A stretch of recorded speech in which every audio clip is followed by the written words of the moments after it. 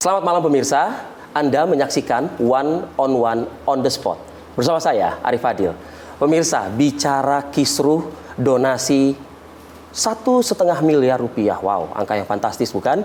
Ini yang diterima ya oleh korban penyiraman air keras Agus Salim masih menjadi riak perbincangan di tengah masyarakat. Dan juga tak lain dari media sosial. Nah, ini coba akan kita lakukan semacam konfirmasi kepada salah satu pihak, dalam hal ini pemerintah, Kementerian Sosial, yang memang sudah melakukan pertemuan, memanggil juga beberapa pihak untuk apa ujung dari kisruh donasi angka yang fantastis ini. Nah, bersama kami pada malam hari ini sudah hadir Saifullah Yusuf, Menteri Sosial Republik Indonesia. Tapi tidak hanya itu pemirsa, kami juga menjanjikan akan membahas banyak hal dengan beliau ini. Mulai dari wacana subsidi BBM untuk digantikan ke bantuan langsung tunai. Dan juga sejumlah kasus-kasus kejahatan yang terjadi, salah satunya adalah pelecehan seksual di pondok pesantren. Selamat malam, Assalamualaikum warahmatullahi wabarakatuh, Gus Ipul. Waalaikumsalam, selamat malam Mas Arif. Sehat Gus? Alhamdulillah. Alhamdulillah Gus. Terima kasih nih sudah. Aku juga terima kasih Gus. Ya. Jadi gini Gus, kemarin kita juga sudah mengetahui Gus ada pertemuan ya Gus ya, penerima donasi 1,5 miliar ini. Apa hasilnya Gus? Boleh sedikit mungkin highlight-nya? Ya, saya bersyukur lah ya akhirnya bisa bertemu dengan pihak-pihak yang sebelumnya sama-sama punya niat baik. Tapi karena satu dan lain hal kemudian ada kesalahpahaman, kisruh, dan jadi isu yang menjadi perhatian banyak pihak. Ya, sekali lagi awalnya itu adalah niat baik, ingin membantu Agus Salim. Tapi karena mungkin juga ketidaktahuan bahwa proses-proses seperti ini ada ketentuan-ketentuan yang harus diikuti. Aturan regulasi. Ya, regulasinya harus diikuti sehingga menimbulkan suatu pandangan yang berbeda-beda satu dengan yang lain. Kami sampaikan kepada teman-teman ini, semua ini terus terang harus kembali ke niat baik.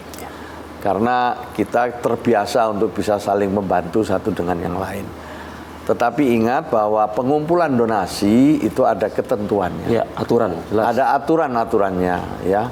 Di mana setiap pengumpulan itu harus mendapatkan izin. Kalau cakupannya kabupaten kota, cukup bupati wali kota. Tingkat 2. Kalau antar kabupaten kota itu izin gubernur.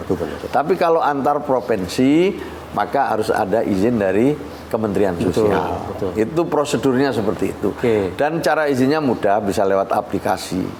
Dan kemudian yang juga penting dalam izin itu dijelaskan maksud, tujuannya, dan dalam izin itu ada batas waktu selama 3 bulan, kemudian nanti diperbaiki kembali.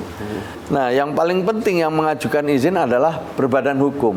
Itu jelas. Nah, jelas, tidak perorangan, berbadan hukum.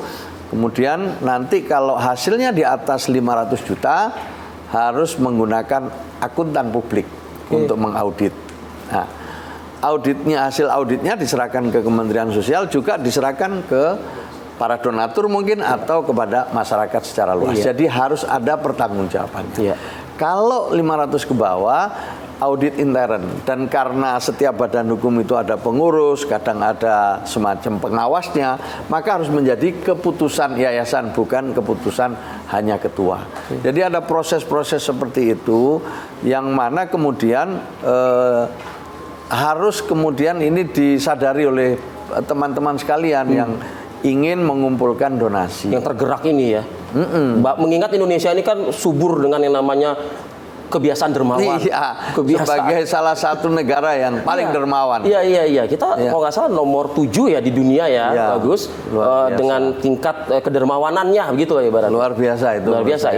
Ini harus menjadi salah satu keunggulan juga seharusnya.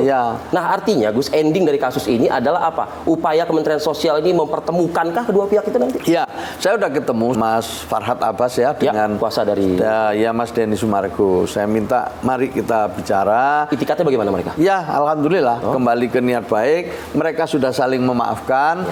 Fokusnya sekarang kepada Mas Agus Salim.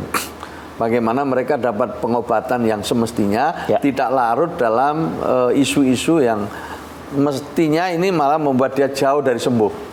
Nah, maka kita fokus ke Mas Agus Salim. Soal donasi, karena donasinya itu diperuntukkan Mas Agus Salim, ya harus kan pengobatan, untuk pengobatan. Jangan untuk yang lain-lain dulu, untuk pengobatan dulu.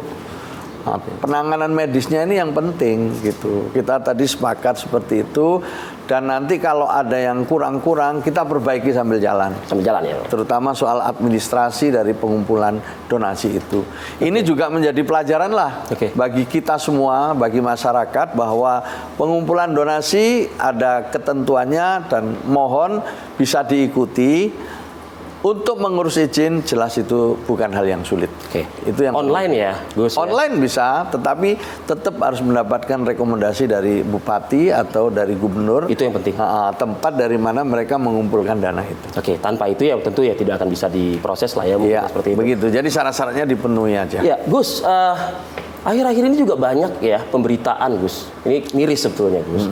Karena kan orang tua ini mempercayakan pendidikan kepada putra-putrinya. Bahkan ke tempat pendidikan yang lebih spesifik ya, untuk keilmuannya. Bicara soal keagamaan, pondok pesantren. Tapi ternyata cukup banyak juga, Gus, ya, yang terjadi meskipun itu dilakukan oleh oknum gitu ya. Pelecehan seksual nih, Gus. Kementerian Sosial melihat kasus-kasus yang merebak seperti ini, perhatiannya seperti apa? Kebijakannya seperti apa? Ya, kita harus sama-sama prihatin ya. Pertama, itu tidak hanya terjadi di lingkungan sekolah, tapi juga di panti-panti. Kemarin juga ada cerita itu ya. Jadi kita ini memang tidak bisa menjadikan kasus menjadi satu kesimpulan secara keseluruhan, mengeneralisir itu kita juga ini tidak bisa. Tetapi kasus-kasus yang begitu banyak ini bisa jadi fenomena yang perlu disikapi bersama. Kalau Kementerian Sosial melihatnya ini seperti gunung es nggak sih?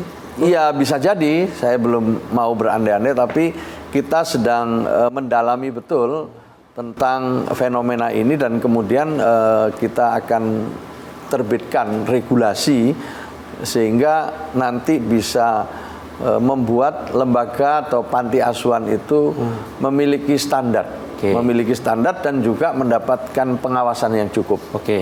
Ini yang sedang kita kerjakan, dan kita diskusi dengan kabupaten kota bagaimana pendirian panti asuhan ini betul-betul melalui proses yang benar dan mendapatkan persetujuan warga sekitar, dan bisa diawasi juga oleh warga sekitar. Termasuk pendampingan terhadap korban, Gus?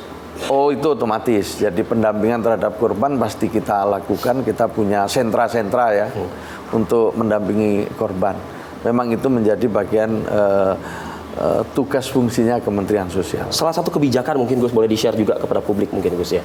Ya, kita ngajak kepada semua pengelola lembaga ya, khususnya kalau di Kementerian Sosial adalah lembaga-lembaga panti asuhan, ya, lembaga-lembaga yang membina anak-anak kita, membina yatim piatu yang terdata di LKS ya, yang terdata di LKS yang disebut dengan Lembaga Kesejahteraan Sosial itu.